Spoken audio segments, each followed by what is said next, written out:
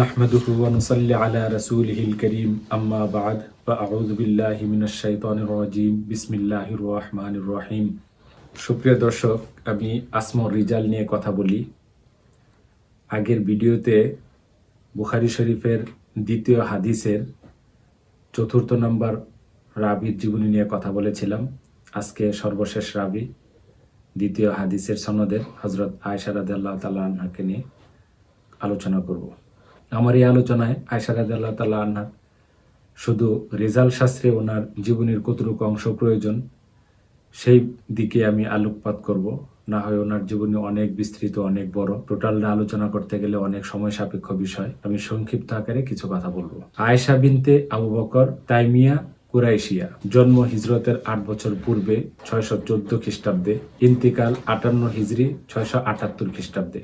রাসূলুল্লাহ সাল্লাল্লাহু আলাইহি ওয়াসাল্লামের তৃতীয় স্ত্রী এবং উম্মাহাতুল মুমিনিনদের একজন ছিলেন তিনি। রাসূলের জীবনে তিনি একমাত্র কুমারী স্ত্রী ছিলেন। তিনি ছিলেন রাসূলের প্রথম খলিফা আবু বকর সিদ্দিক রাদিয়াল্লাহু তাআলা আনহুর কন্যা। রাসূলুল্লাহ সাল্লাল্লাহু আলাইহি ওয়াসাল্লাম হিজরতের ৯ মাস পূর্বে আয়েশা রাদিয়াল্লাহু তাআলা আনহাকে বিয়ে করেন। হিজরতের ২ বছর পর শাওয়াল মাসে বদরের যুদ্ধের পর ঘরে তুলে আনেন। আয়েশা ছিলেন উহুদের যুদ্ধে আহতদের মাঝে পানি সরবরাহকারীদের মধ্যে অন্যতম। আয়েশা রাদিয়াল্লাহু তাআলা আনহাকে ইফকের ঘটনায় অভিযুক্ত করা হয়েছিল, কিন্তু আল্লাহর পক্ষ থেকে কোরআনের আয়াত নাজিলের মাধ্যমে তার নিষ্কলঙ্কতা ঘোষণা করা হয়। বিশেষত আহলুস সুন্নাহ ওয়াল জামাতের মতে এটি একটি প্রতিষ্ঠিত সত্য। আয়েশা রাদিয়াল্লাহু তাআলা আনহা ছিলেন সুন্দর ও আকর্ষণীয় চেহারার অধিকারিণী। তার গায়ের রং ছিল ফর্সা, যার মধ্যে লাল আভা বিদ্যমান ছিল। এই কারণেই হুজুর সাল্লাল্লাহু আলাইহি ওয়াসাল্লাম তাকে হুমায়রা বলে ডাকতেন। হুমায়রা মানে লালচে আভাযুক্ত ত্বক।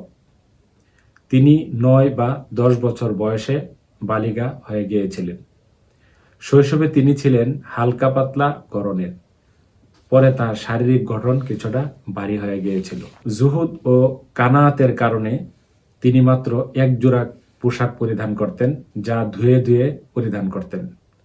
তার একটি দামি কুর্তাও ছিল, যার মূল্য ছিল ৫ দিরহাম। সে সময় এটি এতই মূল্যবান ছিল যে বিশেষ অনুষ্ঠান ও বিয়ের জন্য তা ধার নেওয়া হতো। তিনি সাধারণত জাফরান দিয়ে রং করা কাপড় পরিধান করতেন। কখনো কখনো তিনি লাল রঙের কুর্তা পরিধান করতেন এবং সাধারণত কালো রঙের ওড়না ব্যবহার করতেন। তিনি মাঝে মাঝে গয়না পরিধান করতেন। তার গলায় ইয়ামান থেকে আনা বিশেষ ধরনের সাদা কালো পুঁতির মালা থাকত। তিনি সোনার আংটি পরতেন, যা তার আঙ্গুলে শোভা পেত।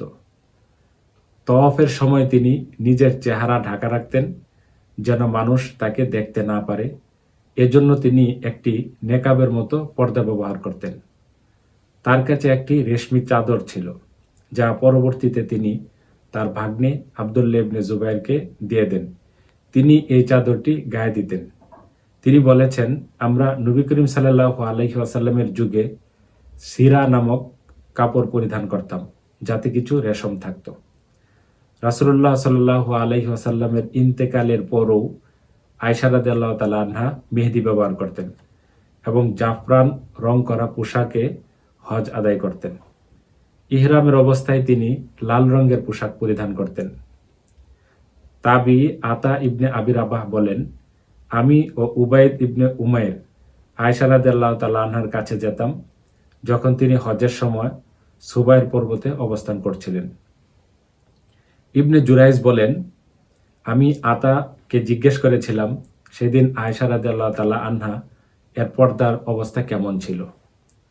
আতা বলেন, তার একটি তুর্কি তাঁবু ছিল।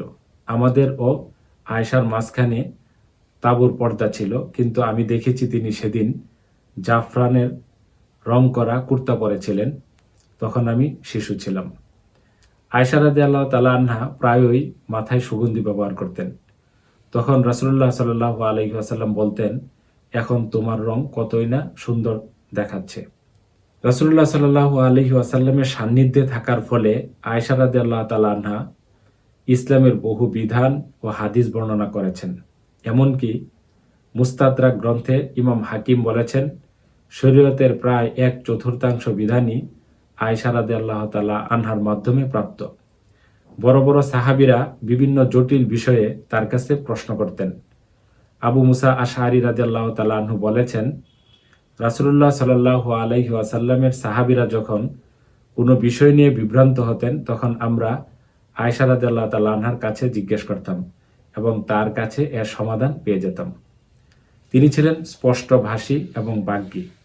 এমনকি আহনাফ ইবনে কায়েস বলেছেন, আমি আবু বকর সিদ্দিক, উমর ইবনে খাত্তাব, উসমান ইবনে আফফান, আলী ইবনে আবি তালিব এবং অন্যান্য খলিফাদের ভাষণ শুনেছি, কিন্তু আয়েশা রাদিয়াল্লাহু তাআলা আনহার ভাষণের মতো কারো ভাষণ শুনিনি।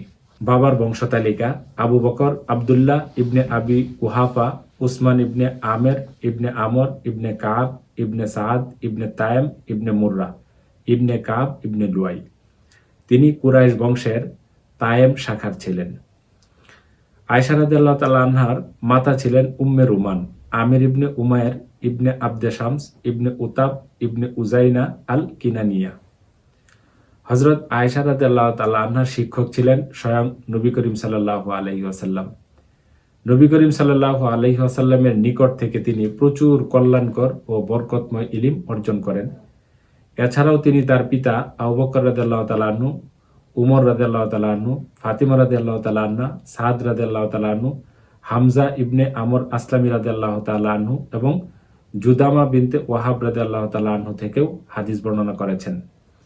হযরত আয়েশা রাদিয়াল্লাহু তাআলা আনহার ছাত্রের ব্যাপারে ইমাম যাহাবী উল্লেখ করেছেন যে শতাধিক ব্যক্তি আয়েশা রাদিয়াল্লাহু তাআলা আনহা থেকে হাদিস বর্ণনা করেছেন।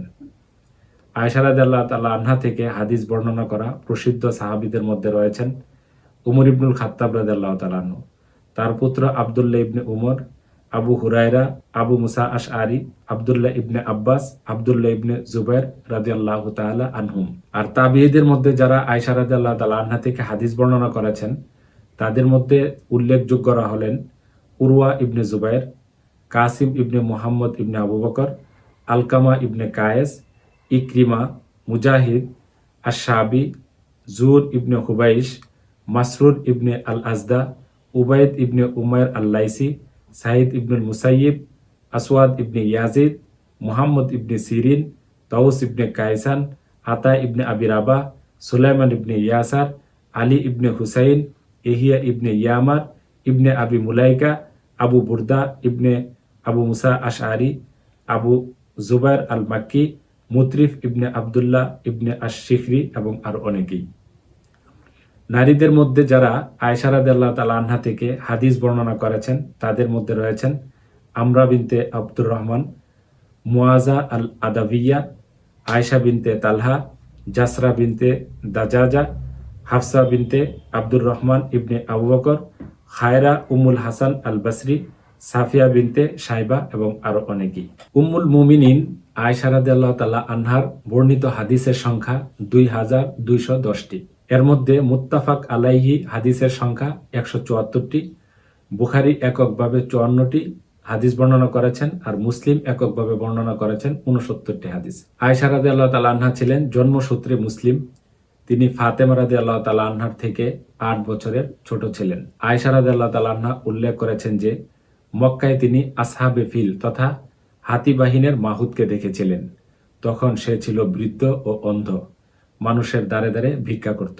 হযরত আয়েশা রাদিয়াল্লাহু তাআলা আনহা ছিলেন মহানবী সাল্লাল্লাহু আলাইহি সাল্লামের সবচেয়ে প্রিয়। মহানবী সাল্লাল্লাহু আলাইহি ওয়াসাল্লাম আয়েশার মতো অন্য কোনো স্ত্রীকে এত ভালোবাসেননি। আয়েশা রাদিয়াল্লাহু তাআলা আনহা ছিলেন উম্মতে মুহাম্মদের মধ্যে সবচেয়ে জ্ঞানী ও মহীয়সী নারী। ইমামগণের মধ্যে কেউ কেউ বলেছেন আয়েশা রাদিয়াল্লাহু তাআলা আনহা তার পিতা আবু বকর রাদিয়াল্লাহু তাআলা আনহুর চেয়েও শ্রেষ্ঠ ছিলেন, কিন্তু এটি প্রত্যাখ্যানযোগ্য। আল্লাহ রাব্বুল আলামিন প্রত্যেক বান্দার জন্য তার কর্ম অনুযায়ী একটি নির্দিষ্ট তবকা বা মর্যাদা নির্ধারণ করেছেন। বরং আমরা সাক্ষ্য দিই যে আয়েশা রাদিয়াল্লাহু তাআলা আনহা নবী করিম সাল্লাল্লাহু আলাইহি ওয়াসাল্লামের স্ত্রী ছিলেন। পৃথিবীতে এবং আখিরাতে এর চেয়ে বড় কোনো মর্যাদা হতে পারে না। তবে খাদিজা রাদিয়াল্লাহু তাআলা আনহার মর্যাদা এমন একটি স্তরে যে তাকে কোনো ব্যক্তি অতিক্রম করতে পারে না। আমরা নিশ্চিত যে খাদিজা রাদিয়াল্লাহু তাআলা আনহা আয়েশা রাদিয়াল্লাহু তাআলা আনহার চেয়ে শ্রেষ্ঠ, কিন্তু এই বিষয়টি এখানে আলোচনার উপযুক্ত নয়।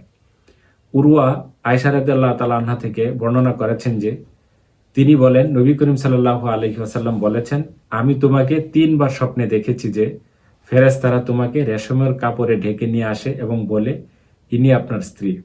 আমি পর্দা উঠে তোমার চেহারা দেখতে পাই, তখন বলি, যদি এটি আল্লাহর পক্ষ থেকে হয় তবে তিনি তা বাস্তবায়িত করবেন। আবু বকর আল আজরি থেকে বর্ণিত, আয়েশা রাদিয়াল্লাহু তাআলা আনহা বলেন, আমি এমন 9টি বৈশিষ্ট্য লাভ করেছি যা মরিয়ম আলাইহিস সালাম ছাড়া আর কোনো নারীর ভাগ্যে জুটেনি। জিবরাইল আলাইহিস সালাম আমার আকৃতি নিয়ে এসে নবী করিম সাল্লাল্লাহু আলাইহি ওয়াসাল্লামকে বিয়ে করার নির্দেশ দিয়েছিলেন। আমি একমাত্র কুমারী নারী। নবী করিম সাল্লাল্লাহু আলাইহি ওয়াসাল্লাম আমাকে ছাড়া আর কোনো কুমারীকে বিয়ে করেননি। তিনি আমার ঘরে ইন্তেকাল করেছেন, তখন তার মাথা মুবারক আমার কোলে ছিল। আমার ঘরেই মহানবী সাল্লাল্লাহু আলাইহি ওয়াসাল্লামকে দাফন করা হয়। আমরা এক চাদরে শায়িত থাকা অবস্থায় ওহী আসতো। আমি তার খলিফা এবং বন্ধু আবু বকর রাদিয়াল্লাহু তাআলা আনহুর মেয়ে। আমার সতীত্বের ব্যাপারে কোরআনে আয়াত নাযিল হয়েছে। আমাকে পবিত্র থেকে পবিত্র রূপে সৃষ্টি করা হয়েছে এবং আমাকে মাগফিরাতের ও সম্মানজনক রিজিকের প্রতিশ্রুতি দেওয়া হয়েছে। রাসূলুল্লাহ সাল্লাল্লাহু আলাইহি ওয়াসাল্লামের সাথে উম্মুল মুমিনিন আয়েশা রাদিয়াল্লাহু তাআলা আনহার বিয়ে খাদিজা রাদিয়াল্লাহু তাআলা আনহার ইন্তেকালের পর সম্পন্ন হয়। তিনি একই বছরে আয়েশা রাদিয়াল্লাহু তাআলা আনহা এবং সাউদা রাদিয়াল্লাহু তাআলা আনহাকে বিয়ে করেন। তবে তিনি প্রথমে সাউদা রাদিয়াল্লাহু তাআলা আনহাকে ঘরে তুলেন এবং 3 বছর শুধু তার সাথেই থাকেন। এরপর বদরের যুদ্ধের পরে শাওয়াল মাসে আয়েশা রাদিয়াল্লাহু তাআলা আনহার সাথে সংসার শুরু করেন। হুজুর পাক সাল্লাল্লাহু আলাইহি ওয়াসাল্লাম আয়েশা রাদিয়াল্লাহু তাআলা আনহাকে গভীরভাবে ভালোবাসতেন এবং এই ভালোবাসা প্রকাশ্যে স্বীকারও করতেন। এমনকি আমর ইবনে আস রাদিয়াল্লাহু তাআলা আনহু, যিনি হিজরতের 8ম বছরে ইসলাম গ্রহণ করেন, রাসূলুল্লাহ সাল্লাল্লাহু আলাইহি সাল্লামকে জিজ্ঞেস করেছিলেন, হে আল্লাহর রাসূল, আপনার নিকট সবচেয়ে প্রিয় ব্যক্তিকে? তিনি উত্তর দিয়েছিলেন, আয়েশা। আমর আবার জিজ্ঞেস করেছিলেন, পুরুষদের মধ্যে কে? তিনি বলেছিলেন, তার পিতা অর্থাৎ আবু বকর সিদ্দিক রাদিয়াল্লাহু তাআলা আনহু। আয়েশা রাদিয়াল্লাহু তাআলা আনহা ছিলেন ইসলামের বিধান, কুরআন, তাফসির, হাদিস ও ফিকহের বিষয়ে সর্বাধিক জ্ঞানী নারী। মাসরুর ইবনে আজদা বলেন, আমি দেখেছি রাসূলুল্লাহ সাল্লাল্লাহু আলাইহি ওয়াসাল্লামের প্রবীণ সাহাবীগণ, তারা মুহাজির হোক বা আনসার হোক, তার কাছে ফারায়েজ তথা উত্তরাধিকার সংক্রান্ত বিধান সম্পর্কে জিজ্ঞাসা করতেন। খলিফা উমর ইবনুল খাত্তাব নারীদের সম্পর্কিত যে কোনো শরীয়তের বিধান বা নবী করিম সাল্লাল্লাহু আলাইহি ওয়াসাল্লামের গৃহস্থালী জীবনের বিষয়ে যে কোনো ফতোয়া জানতে আয়েশা রাদিয়াল্লাহু তাআলা আনহার কাছে পাঠাতেন। এই বিষয়ে তার সঙ্গে তুলনা করা যায় এমন কেউ ছিলেন না। ইমাম জুহরি বলেছেন, যদি আয়েশা রাদিয়াল্লাহু তাআলা আনহার জ্ঞানের সাথে অপরাপর সকল নারীর জ্ঞান মিলিয়ে দেওয়া হয়, তবে আয়েশা রাদিয়াল্লাহু তাআলা আনহার জ্ঞানই সর্বোত্তম প্রমাণিত হবে। ইমাম হাকিম তার গ্রন্থ আল মুস্তাদরাকে বলেছেন, আমি উম্মুল মুমিনিন হযরত আয়েশা রাদিয়াল্লাহু তাআলা আনহার চেয়ে অধিক জ্ঞানী কাউকে দেখিনি। তিনি হালাল হারাম, বৈষয়িক জ্ঞান, কবিতা এবং চিকিৎসা বিজ্ঞানে সর্বাধিক পারদর্শী ছিলেন। আয়েশা রাদিয়াল্লাহু তাআলা আনহা কোরআনের আয়াতের অর্থ ও ব্যাখ্যা সম্পর্কে রাসূলুল্লাহ সাল্লাল্লাহু আলাইহি ওয়াসাল্লামকে অধিক জিজ্ঞাসা করতেন। এই কারণে তিনি কোরআনের ব্যাখ্যা ও তাফসিরে বিশেষ দক্ষতা অর্জন করেন। এছাড়া আয়েশা রাদিয়াল্লাহু তাআলা আনহা ছিলেন প্রখর স্মৃতিশক্তির অধিকারী, যা তাকে রাসূলুল্লাহ সাল্লাল্লাহু আলাইহি ওয়াসাল্লাম থেকে প্রচুর হাদিস বর্ণনা করার সুযোগ করে দেয়। তিনি কেবল হাদিসই নয়, আরবি কবিতা ও প্রবাদও মুখস্থ জানতেন। একই সঙ্গে তিনি নবী করিম সাল্লাল্লাহু আলাইহি ওয়াসাল্লামকে বিভিন্ন বিষয়ে প্রচুর প্রশ্ন করতেন, যা তার জ্ঞানকে আরও সমৃদ্ধ করেছিল। অনেক মাসালায় হযরত আয়েশা রাদিয়াল্লাহু তাআলা আনহা অন্যান্য সাহাবীর সাথে দ্বিমত পোষণ করতেন। পরবর্তীতে দেখা গেল আয়েশা রাদিয়াল্লাহু তাআলা আনহার মাসালার দিকে তারা রুজু করেছেন। এইসব মাসালা নিয়ে ইমাম জারকাশি একটি কিতাব লিখেছেন, যার নাম আল ইজাবা লি ইরাদি মাস্তাদরাকাতহু আয়েশা আনিস সাহাবা। আয়েশা রাদিয়াল্লাহু তাআলা আনহার সংযম ও পরিমিত জীবনযাপন। সাহাল ইবনে সাদ রাদিয়াল্লাহু তাআলা আনহু বর্ণনা করেন, নবী করিম সাল্লাল্লাহু আলাইহি ওয়াসাল্লামের নিকট 60টি দিনার ছিল, যা তিনি উম্মুল মুমিনিন আয়েশা রাদিয়াল্লাহু তাআলা আনহার কাছে রেখেছিলেন। যখন নবী করিম সাল্লাল্লাহু আলাইহি ওয়াসাল্লাম অসুস্থ হলেন, তখন তিনি বললেন, হে আয়েশা, এই দিনারগুলো আলীর কাছে পাঠিয়ে দাও। এরপর হুজুর পাক সাল্লাল্লাহু আলাইহি ওয়াসাল্লামের উপর সংজ্ঞাহীনতা আসা শুরু হয় এবং এই পরিস্থিতি আয়েশা রাদিয়াল্লাহু তাআলা আনহাকে ব্যস্ত করে তোলে। নবী করিম সাল্লাল্লাহু আলাইহি ওয়াসাল্লাম বারবার সেই একই নির্দেশ দিচ্ছিলেন, আর প্রতিবারই তিনি সংজ্ঞাহীন হয়ে যেতেন। শেষ পর্যন্ত তিনি সেই দিনারগুলো আলী রাদিয়াল্লাহু তাআলা আনহুর কাছে পাঠিয়ে দেন এবং আলী রাদিয়াল্লাহু তাআলা আনহু তা সদকা করে দেন। সোমবার রাতে নবী করিম সাল্লাল্লাহু আলাইহি ওয়াসাল্লামের উপর মৃত্যুর যন্ত্রণা কঠিন মুহূর্ত আসে।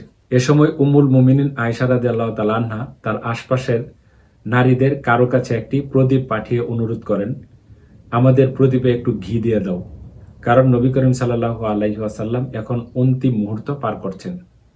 এতে বোঝা যায় তাদের ঘরে প্রদীপ প্রজ্বলনের জন্য ঘিয়ের মতো সামান্য সম্পদও সঞ্চিত ছিল না।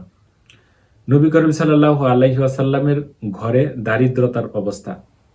সাইয়্যিদা আয়েশা রাদিয়াল্লাহু তাআলা আনহা তার ভাগ্নে উরওয়া ইবনে জুবাইরকে বলতেন, আমরা 2 মাস পার করতাম, 3টি চাঁদ অর্থাৎ 2 মাসের অধিক সময়ও অনেক সময় পার করে দেখতাম, তবুও রাসূলুল্লাহ সাল্লাল্লাহু আলাইহি ওয়াসাল্লামের ঘরে আগুন জ্বলত না, অর্থাৎ রান্না হতো না।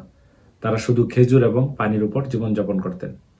উরওয়া বলেন, আমি আয়েশা রাদিয়াল্লাহু তাআলা আনহাকে দেখেছি যে তিনি 70,000 দিরহাম দান করলেন এবং তার জামার কোণ ঝেড়ে দাঁড়িয়ে গেলেন। একবার আব্দুল্লাহ ইবনে জুবাইর যখন খলিফা ছিলেন তখন আয়েশা রাদিয়াল্লাহু তাআলা আনহার কাছে 2টি থলি ভর্তি 1 লাখ দিরহাম হাদিয়া স্বরূপ পাঠালেন। তিনি একটি থালা আনতে বললেন, সেখানে দিরহাম রেখে দান করা শুরু করলেন। দান করতে করতে একেবারে সব দিরহামই দান করে দিলেন, অথচ সেদিন তিনি রোজা রেখেছিলেন। আর দেখা গেল সন্ধ্যায় ইফতার করার মতো তার ঘরে কোনো খাবার নেই।